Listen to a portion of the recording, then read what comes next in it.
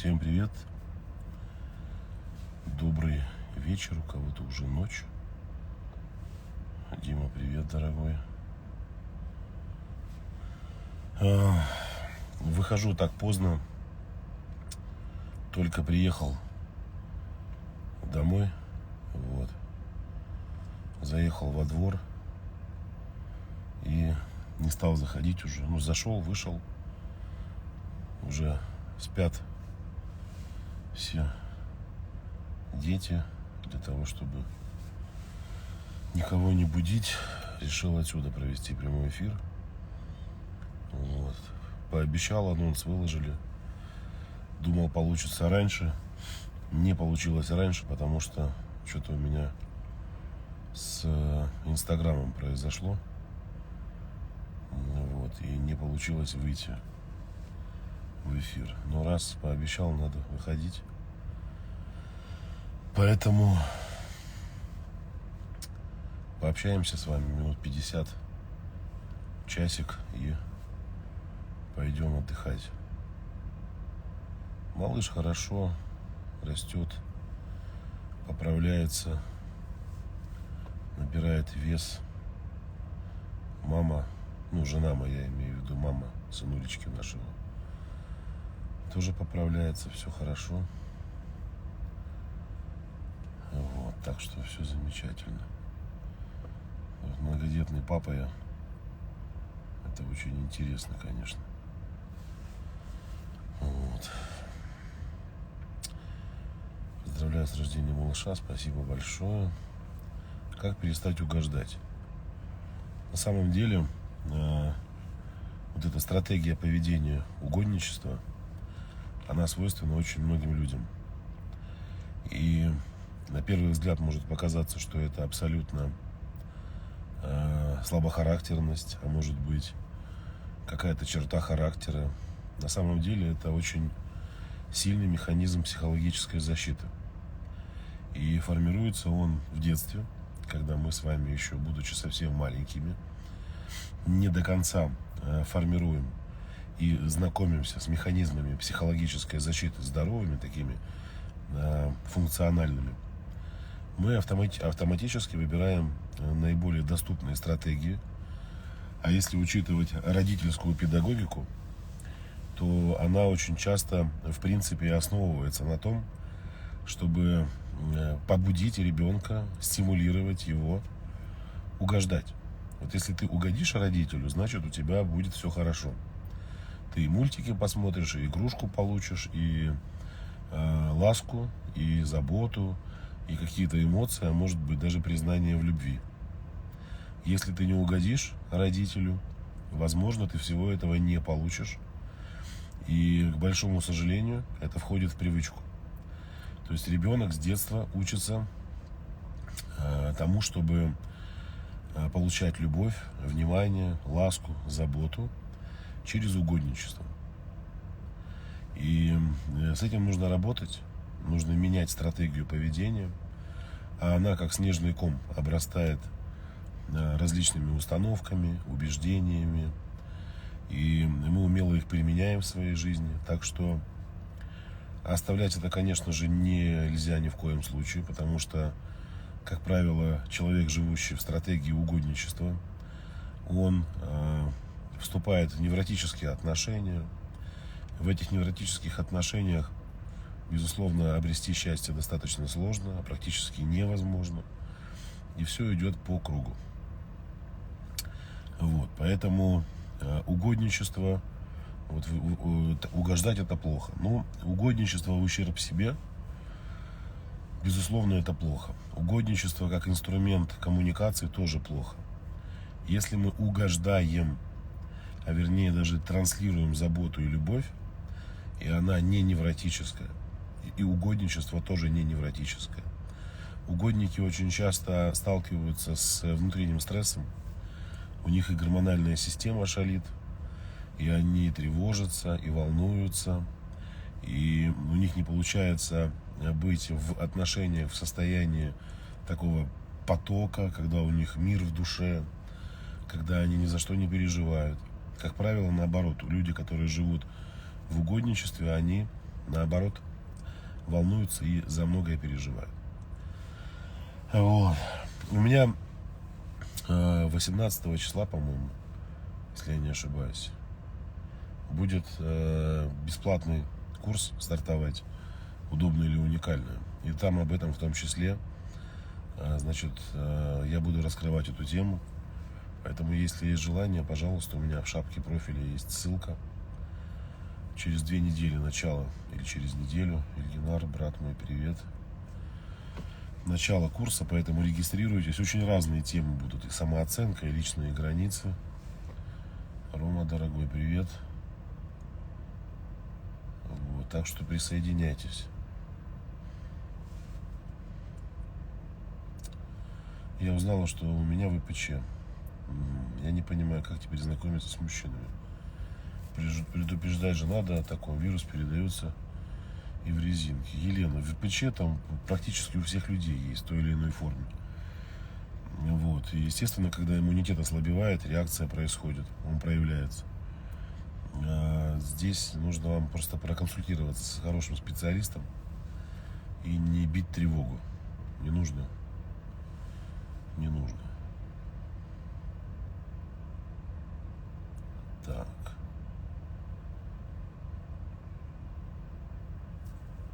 Как сделать так, чтобы мужчина всегда любил тебя? Ну, это такая история, детская позиция.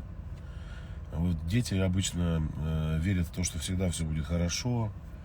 Мир это праздник, мир это счастье. Они не готовы к трудностям в силу неокрепшей психики. И психологически незрелые женщины и мужчины тоже хотят, чтобы всегда была любовь. Но даже в самых идеальных отношениях, там, где все хорошо, у мужчины и женщины, где действительно есть настоящие чувства, отношения развиваются, мужчина и женщина двигаются вперед, заботятся друг о друге, уважают, даже там возможно угасание чувств. Это не значит, что люди должны разбежаться и сказать друг другу «пока». Отношения могут переходить из одной формы в другую, из одного этапа в другой.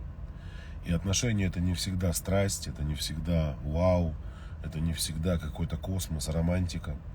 Это иногда и абсолютно такое, знаете, умиротворенное состояние. Хочется побыть в себе, наедине с собой, в своих границах, без желания какой-то коммуникации явно выраженной. Это тоже нормально. И оба человека должны это понимать. Поэтому желать, чтобы была такая стабильность в любви, это достаточно не прагматично и неразумно. Потому что волнообразно чувства транслируются. Не нужно торопиться никуда. Надо работать над собой, и все будет прекрасно.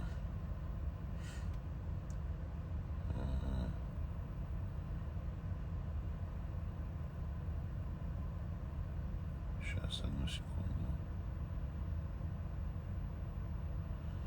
Марк, как вы считаете, вам в себе есть еще что нужно проработать? Вопрос не имеет подтекста никакого, если что.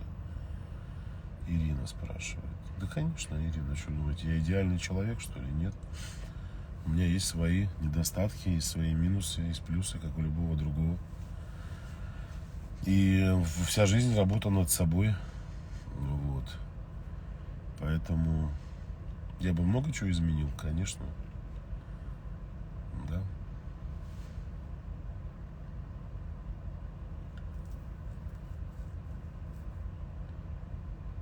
Так.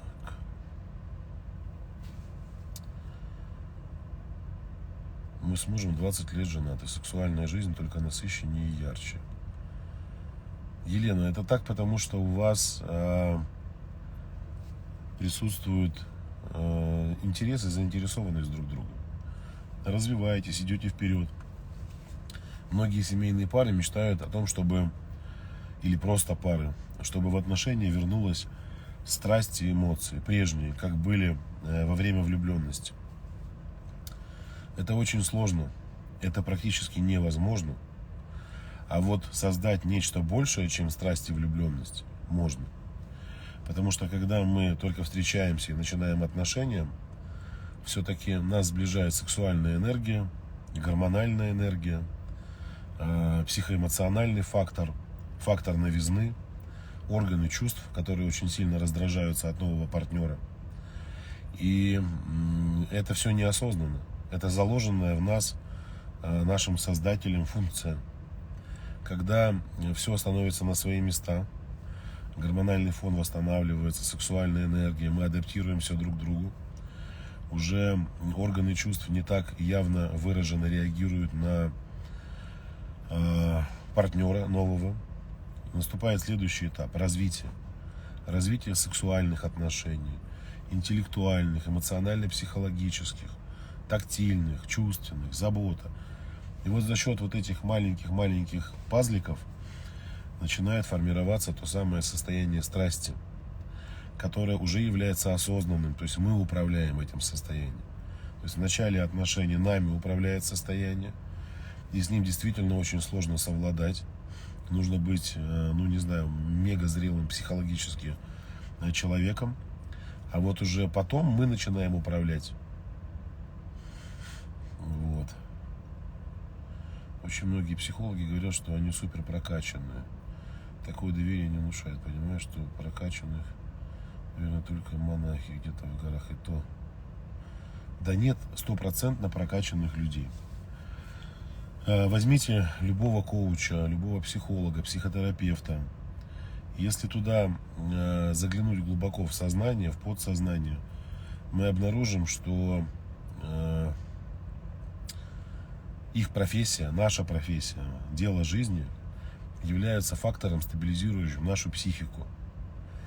И, возможно, если бы, например, психотерапевт был кондитером, он бы плюнул в пироженку гостю в ресторане.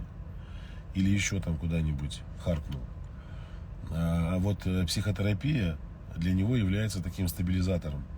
Он, оказывая помощь другим людям, держит себя в тонусе, в стабильности. Я не говорю, что это в 100% случаев. Нет. Но такое часто бывает. Часто бывает.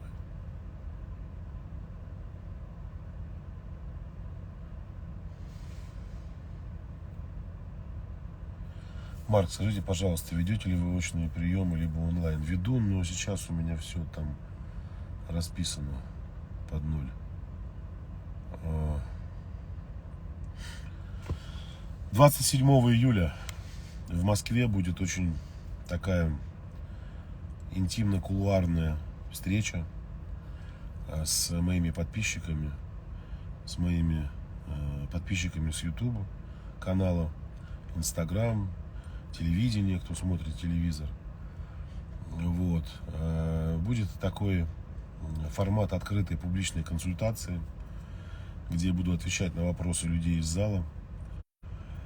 Сначала думали провести большое мероприятие, но решили, что мы сделаем это осенью. Там уже будем ориентироваться на несколько тысяч человек. Сейчас будет очень маленькое, там 100-150 человек. Почему? Во-первых, хотим опробовать новый формат, вот, пообщаться, познакомиться. Это не будет такая классическая встреча, там будет много интересных моментов. Будут и разборы, будут и различные техники и приемы, будет и немножко творческой такой составляющей. Пока не буду говорить какой. Поэтому у кого-то, если будет желание, пожалуйста, присоединяйтесь.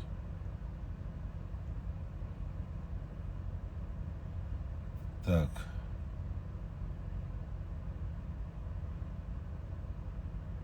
Секунду.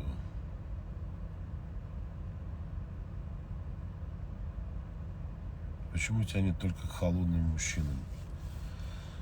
Опять же таки детская стратегия, ну, усвоенная в детстве стратегия. Встречаете мужчину хорошего, заботливого, он становится неинтересным.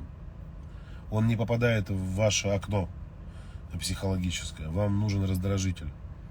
Мужчина, который на вас не обращает внимания. Мужчина, которому вы безразличны. И вот здесь мы вспоминаем первый вопрос про угодничество. Да? Вы начинаете выслуживаться, угождать, нервничать, только чтобы обратить на себя внимание. попадется хороший мужчина, будет неинтересен. Будет неинтересен. Боюсь отношений, стесняюсь или не уверена в себе. Я не знаю, Наталья, что вы. Почему вы боитесь отношений? С этим разбираться надо. Может, идите ко мне на бесплатную программу. Я каждый месяц провожу бесплатный онлайн-курс. У меня есть платные программы. Но вот когда ко мне приходит человек и говорит, я хочу купить у вас, ну, например, программу «Я женщина». Она очень крутая, она уже 4 года существует. Это мега крутой трансформационный психотерапевтический курс. Но когда я задаю вопрос, вы проходили бесплатную программу? И мне говорят, нет, я не продам платный продукт. Я могу впарить его, конечно, дать, иди проходи. Но я настоятельно рекомендую перед этим все-таки прослушать бесплатные вебинары. Там очень мощная психотерапевтическая диагностика. И те вопросы, которые вас беспокоят, которые вы мне здесь задаете, вы там на них получаете достаточно объемный ответ. Диагностируете себя. Если вы решаете идти дальше, например, на мою платную программу, либо просто идете к какому-то психотерапевту на личное сопровождение, в личную терапию, у вас уже подготовлена почва. Вы понимаете, в каком направлении вам нужно двигаться, с чего начинать и над чем работать.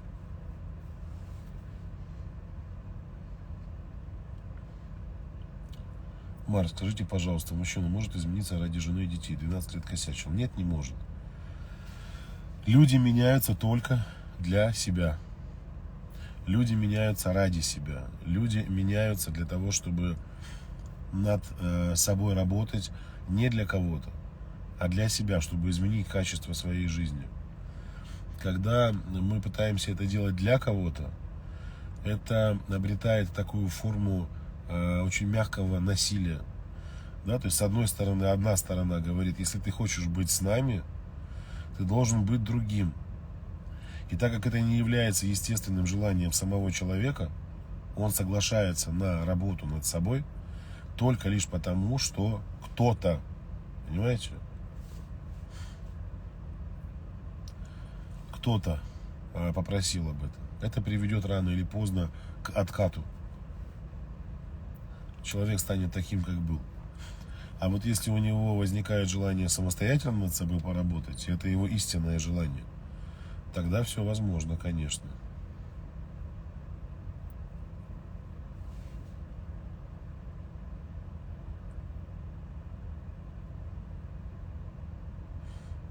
Марк, перенос на психоаналитика эротический, когда это пройдет? Ну, во-первых, нужно прекратить посещать данного психоаналитика, вот, и пойти к другому специалисту, вот, для того, чтобы убрать все эти переносы. Я могу предположить, что там произошло, вот, но вслух не буду озвучивать, мало ли я ошибусь, но так у меня есть предположение, что это. Так.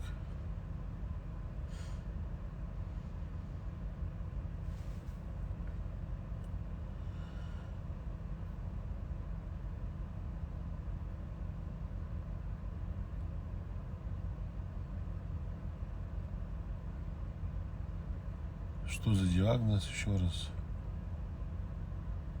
Если мужчина заводит отношения специально, чтобы быть с женщиной и изменять с другими. Если нет женщины дома, ему изменять неинтересно. Что это?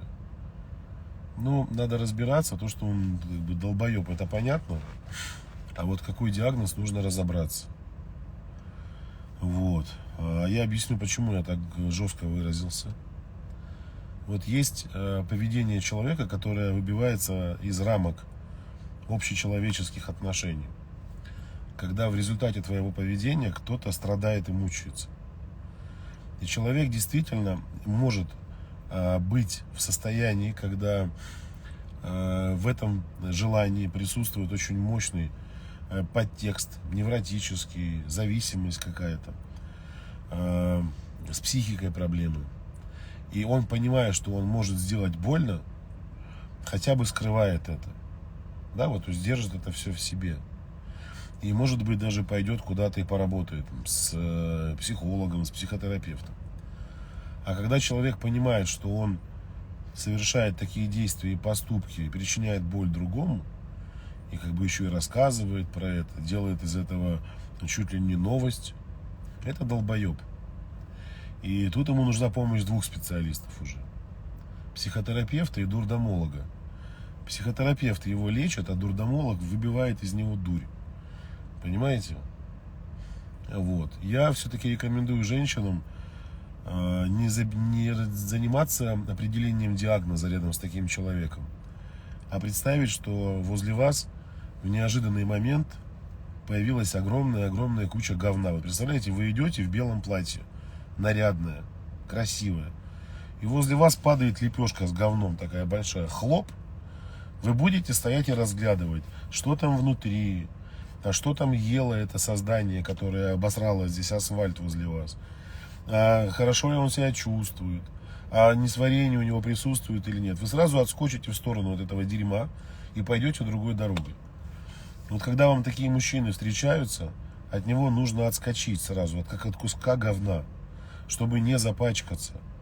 Потому что пока вы будете рассуждать, что у него за диагноз, вы можете сойти с ума рядом с ним, либо стать похожей на него.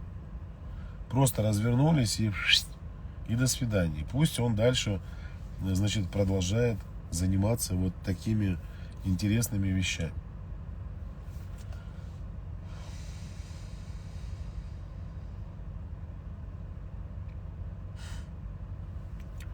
А так-то, знаю, ну зачем это нужно, правда? Вам что, больше делать нечего? Быть в отношениях с каким-то дуриком? Почему после помолвки мужчина меняется, перестает уделять внимание, даже днями просто не пишет? Ну, не знаю, надо у него спросить. Чего у него не спросите-то? Задайте ему вопрос.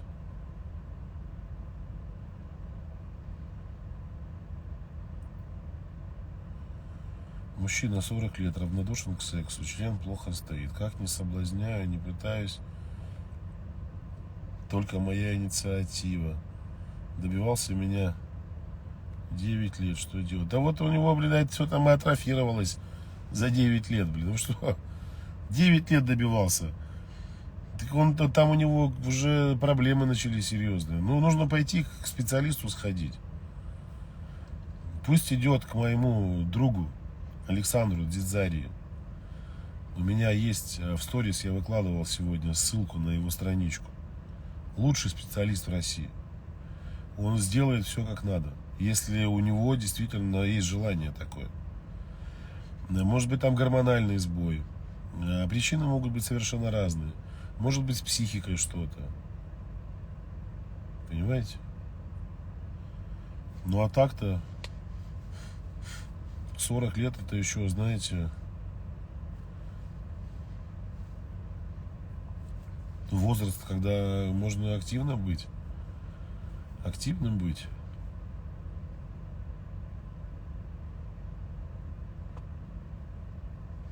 Господи, сейчас.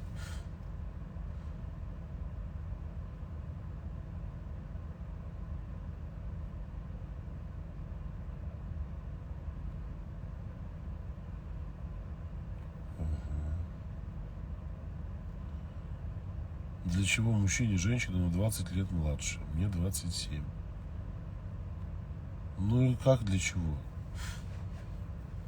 Ему 47. Он хочет быть с молодой девушкой.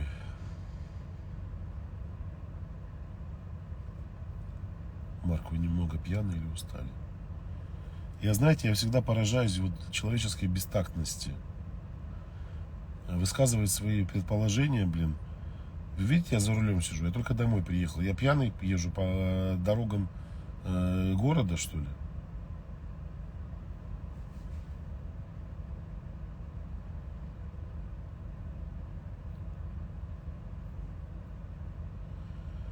Что делать, если не нравится мужчина? Сразу вижу все недостатки. Дело в том, что так часто бывает, когда, например, Есть контрзависимые женщины. Женщины, у которых присутствует такой избегающий тип личности. Они избегают близких отношений. В отношения входить близкие опасно. То есть там есть определенный барьер, есть установки, запрещающие это делать. Для того, чтобы избавить себя от лишней информации, от лишних размышлений и стабилизировать свою психику, таким женщинам свойственно бессознательно притягивать в себе людей, в которых они будут действительно обнаруживать кучу недостатков, чтобы, опираясь на них, найти легитимное объяснение себе, что ну вот видишь, что не человек, одни недостатки, что не человек, одни недостатки. А вот если попадется человек без недостатков, она найдет в них тоже. То есть что-то произойдет, и эти отношения тоже не будут развиваться. Вот. Поэтому это вам тоже нужно пройти программу. Я такая одна удобная или уникальная. Я там вообще очень красиво, схематично показываю, как это происходит. Почему я постоянно тревожусь о будущем, сомневаюсь в успехе. Так, я сейчас объясню вам, доктор Тупишкина. Не Тупичкина. Я не знаю, как вас зовут, простите, что я предполагаю. В общем, смотрите. Когда человек начинает, либо желает развития, хочет развиваться, хочет добиваться успехов, есть несколько категорий людей. Есть люди, которые боятся потерпеть поражение и неудачу, из-за этого бездействуют, прокрастинируют. Есть люди, которые испытывают, наоборот, страх успеха присутствует. То есть у одних есть страх неудач, Татьяна, да. Вот смотрите, Татьяна, у одних людей присутствует страх неудач, а у других людей присутствует страх успеха. И страх успеха, он гораздо более сильный, нежели страх неудач. Страх успеха может быть связан абсолютно с разными состояниями. Это может быть страх, связанный с тем, что вы выбьетесь из своего привычного окружения, страх потерять деньги, страх выделиться на фоне менее успешных знакомых, родственников, стать успешной, когда твои близкие не успешны, бояться привлечь к себе внимание. То есть там может быть много всего.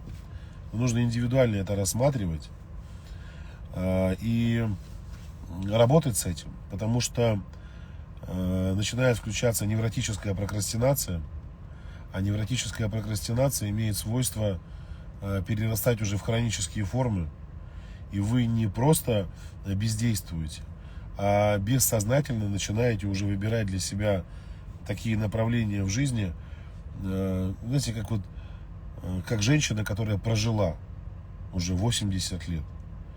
Вот чтобы все было стабильно, спокойно, без лишних движений, энергозатрат, чтобы было минимум. Поэтому, если вы хотите успеха, но присутствует страх, с этим нужно поработать.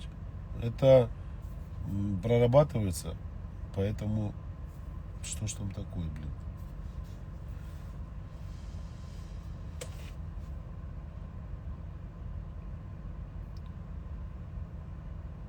Так. Что делать, если парень косячил в начале отношений? Мы поговорили, он больше этого не делает, но все, обида сохранилась. Но если не делает, нет повода для обиды. Если бы он повторял дальше, тогда можно обижаться.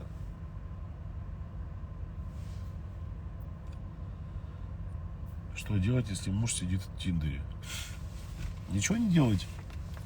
Ничего, готовить ему пельмени, завтраки, сексом с ним заниматься. Так, наверное, вы хотели, чтобы я сказал? Или нужно попытаться, наверное, найти какие-то нужные слова, чтобы сказать ему, что ты знаешь, это неправильно. У нас уже второй долбоеб появился в течение эфира.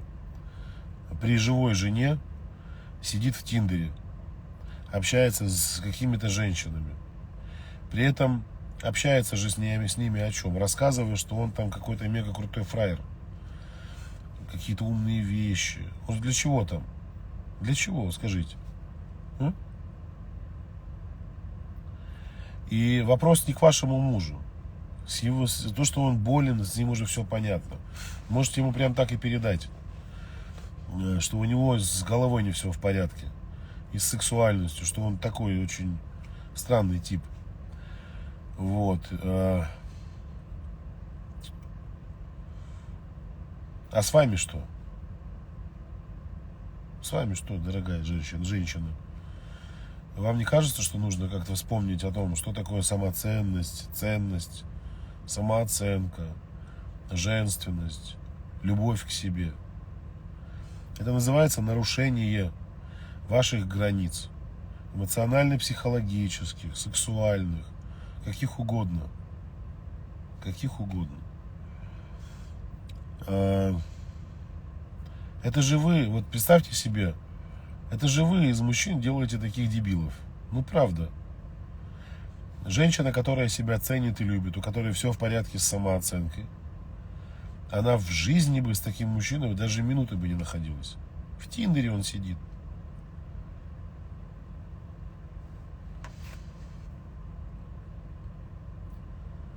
Марк, если я свободный и не хочу отношений, это диагноз, мне 31 год, детей нет. Яна, какой диагноз? Если вы не испытываете... Вот смотрите, если вам хорошо, если вы себя чувствуете комфортно, если вы не чувствуете никакого угнетения, если вы не страдаете, и вам хорошо наедине с собой, без мужа, без детей, да будьте вы счастливы, Господи. И не слушайте людей, которые вам рассказывают, что с вами что-то не так. А вот если вы мучаетесь от этого, это совсем другая история.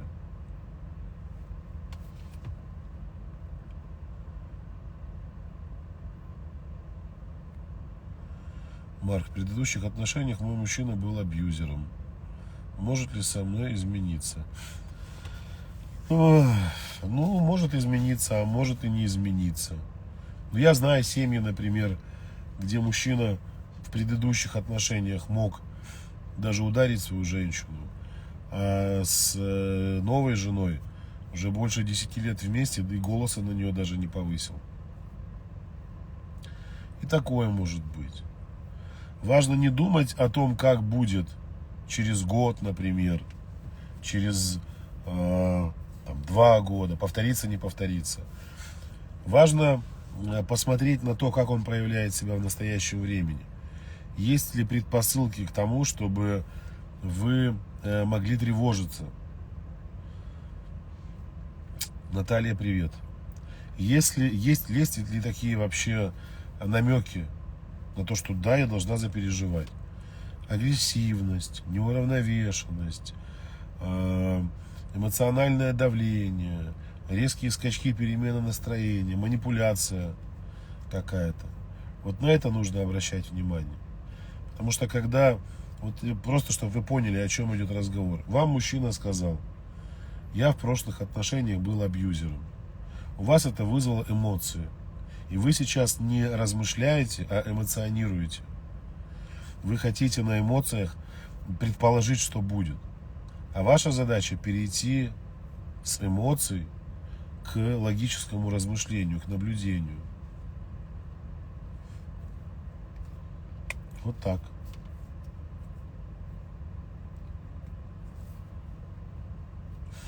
Но еще и нужно определить, он действительно ли абьюзер, а и был абьюзером. Сейчас же модно, знаете, люди поругались и сразу друг другу говорят: ты абьюзер, ты абьюзерша.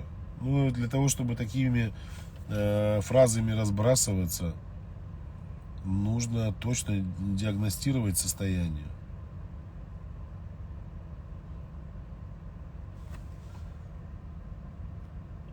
Так. Девушка говорит: проблема во мне, а не в тебе. Не могу ничего с собой поделать. Что делать в таком случае? Ох, ну смотря о чем речь идет. Смотря о чем речь идет. Нужно разбираться, так и не скажешь.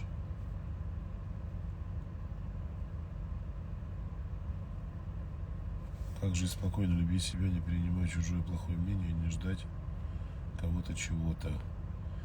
Вот так, становиться счастливой наедине с собой. А потом уже идти в отношения.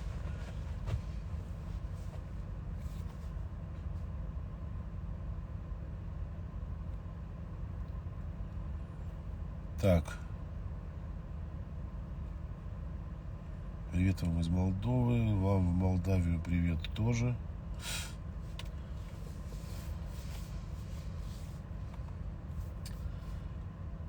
Так.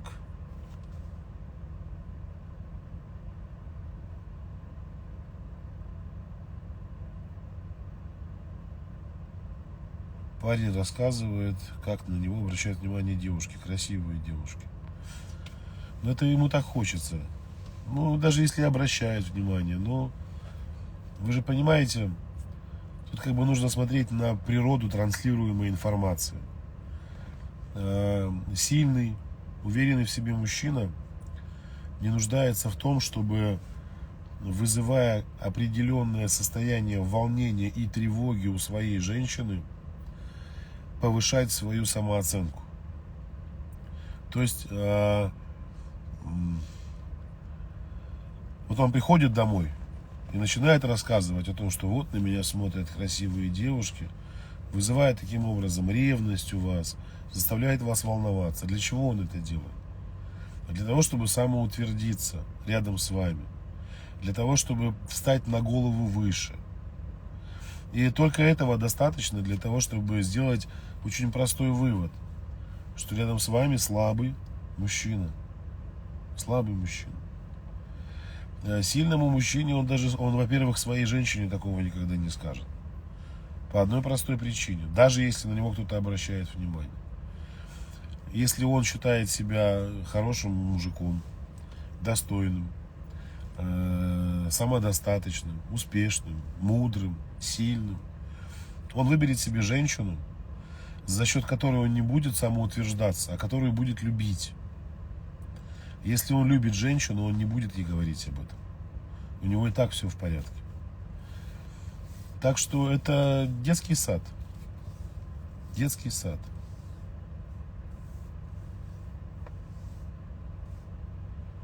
Здравствуйте, с мужем нет секса 10 лет. Разводиться или подождать? Подождите, конечно. Подождите. Чего подождать? Вы вообще о чем говорите? 10 лет нет секса. У вас 10 лет нет отношений даже. Потому что отношения мужчины и женщины – это в том числе и сексуальная близость. Ваши отношения – это отношения брата и сестры, друзей, знакомых, но не мужчины и женщины. Подождать. Должна быть причина. Вопрос один. У вашего мужика, я не знаю, мы там, косой хер откосили, где-то он спал в поле. Что там у него? Собаки ему от члена отгрызли. Без трусов плавала, рыбка откусила. Импотент он. Что не так? Он там, не знаю, поменял ориентацию, начал с мужчинами водиться. Занимается рукоблудством. Я не знаю, там, изменяет вам. Вариантов же много можно набрать, правда? Но я так ставлю себя на место мужчины, если он психически здоров, у тебя нет 10 лет секса, ну, это маловероятно. Маловероятно.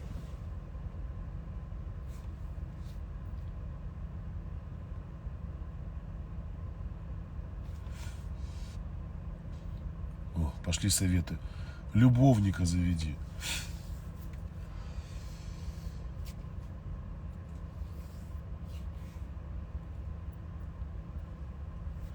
Марк, спасибо от всей нашей семьи, венчались, кайфуем. Я очень рад за вас, искренне, правда. Венчание это вообще очень такой процесс духовно значимый.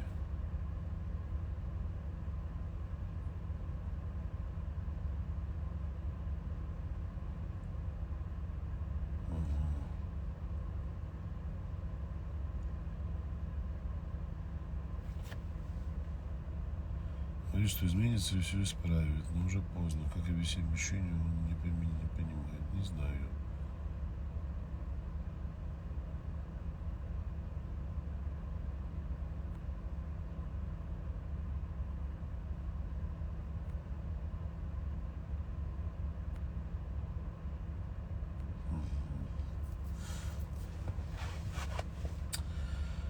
Нет секса 1,5 года. Ну, если вы готовы к таким отношениям, это ваше личное дело.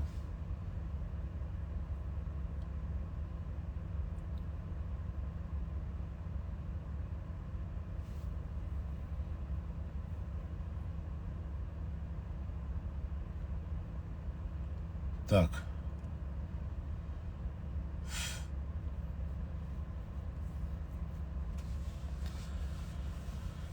Ага.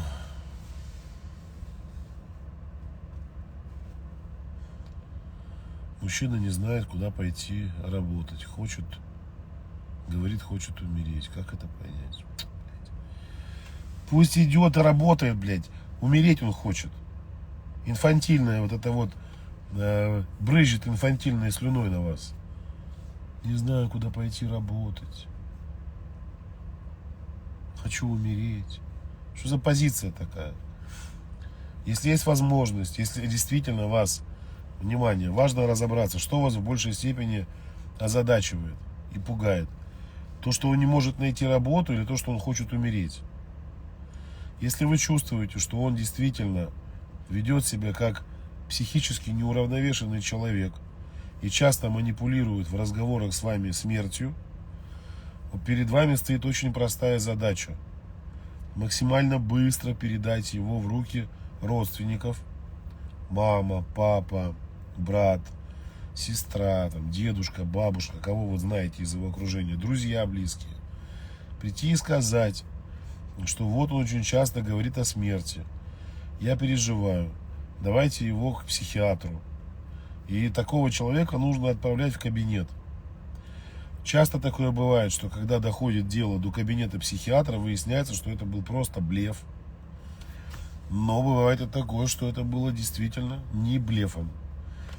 Поэтому для того, чтобы не облажаться и не упустить, вдруг там действительно ситуация серьезная, его посещают такие мысли, тогда его нужно передавать в соответствующий кабинет.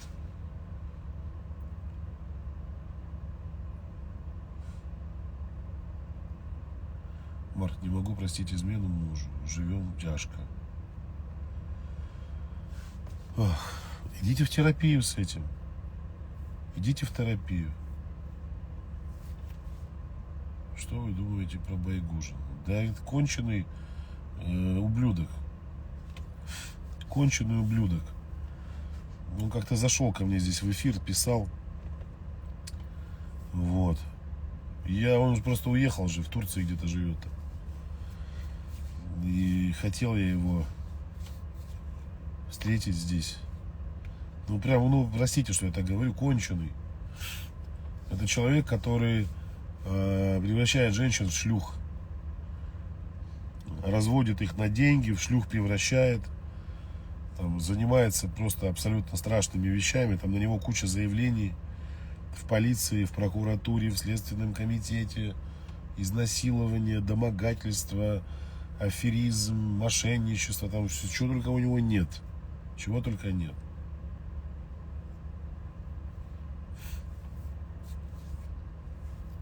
Поэтому смотрите. Контингент женщин, которые к нему приходят, это такие ИУ. Я их называю женщина ИУ. Вот у нее в голове кефир, и она хочет за счет того, что у нее есть грудь и влагалище, охомутать мужика. Как говорит Байгу, обезжирить его.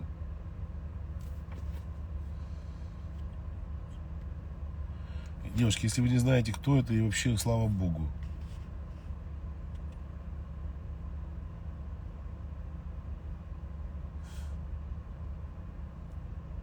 Стоит ли простить мужчину ради появления будущего ребенка и жить с абьюзом дальше ради дитя? Это же бред.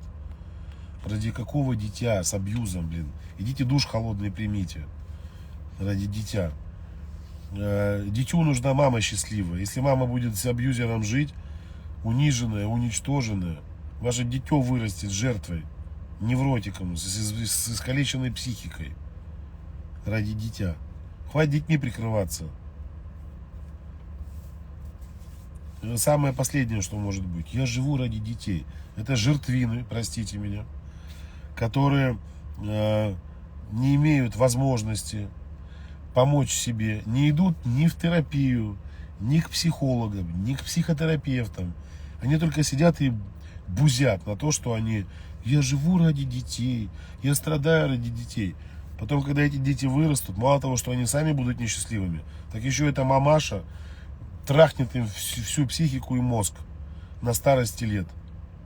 И будет тыкать им носом: я ради вас, что жила с этим козлом. Не ради нас, а ты жила с ним, потому что ты безответственная, и тебе не хотелось поменять свою жизнь. Все на детей. Оставьте вы их в покое уже, этих детей.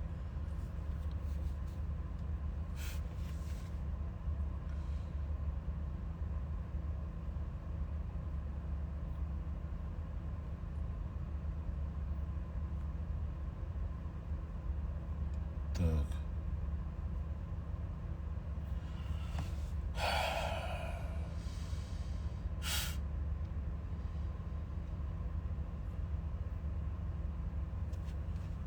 Так.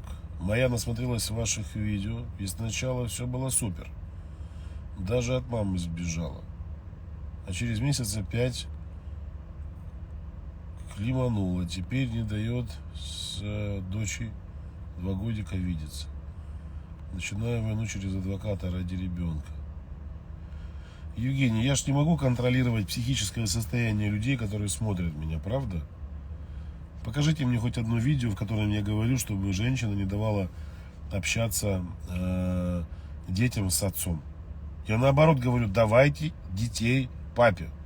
Если папа там не алкаш, наркоман, или у него с головой все в порядке, он не издевается над детьми, если их жизни ничего не угрожает и психике, пожалуйста, наоборот.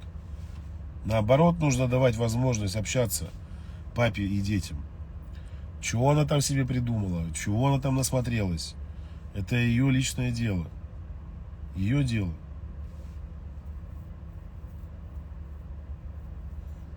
Я помню, видео, значит, записал в Ютубе, выложил в Ютуб-канале своем, и где говорю о том, что женщина не должна всю себя до конца отдавать мужчине.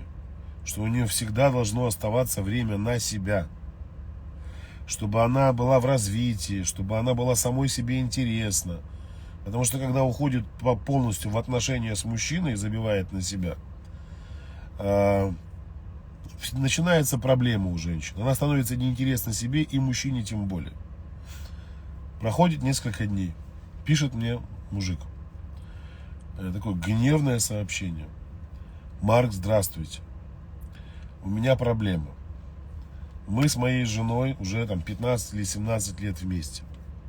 У нас было все прекрасно и хорошо. У нас до сих пор была страсть в отношениях. До того момента, пока моя жена не посмотрела ваше видео, где вы говорите, нельзя себя до конца отдавать мужчине.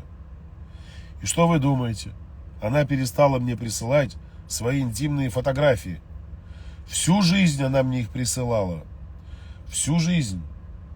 И вот она мне и сказала мне: и больше я тебе присылать фотографии голенькой не буду.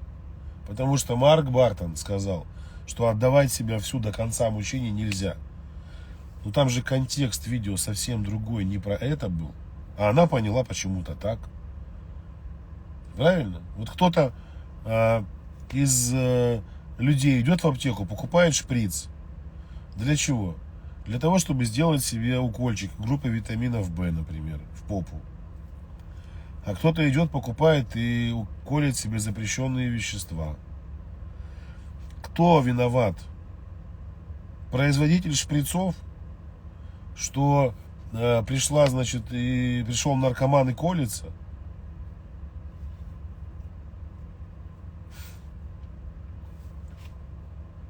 Так.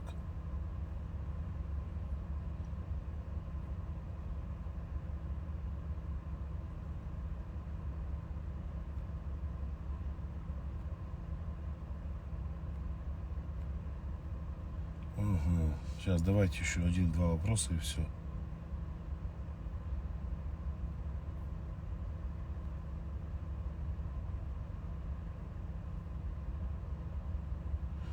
Здравствуйте, мой сожитель говорил, вот, поженимся скоро, потом я узнаю про измену. После того, как я узнала, он не приходит домой, не общается, он очень изменился. Что делать? Я сейчас прохожу ваш курс.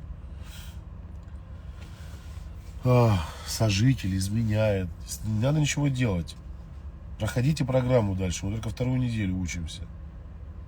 Только вторую неделю. У нас еще впереди 2 недели работы над собой, 2,5. Не надо ничего делать. Сейчас надо концентрироваться на себе.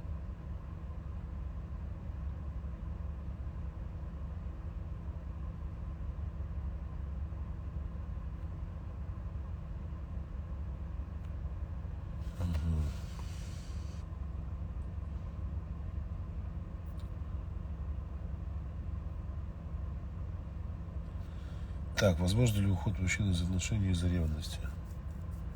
Почему? Все возможно.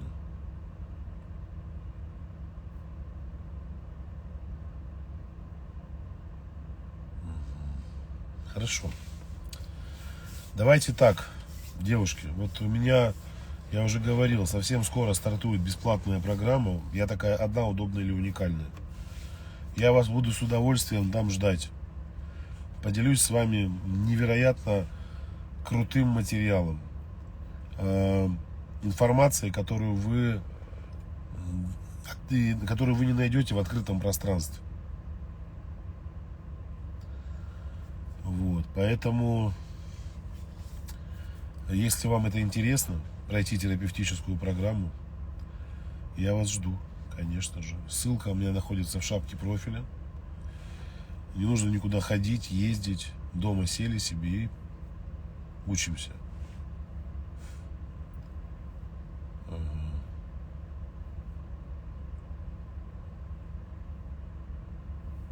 Сейчас.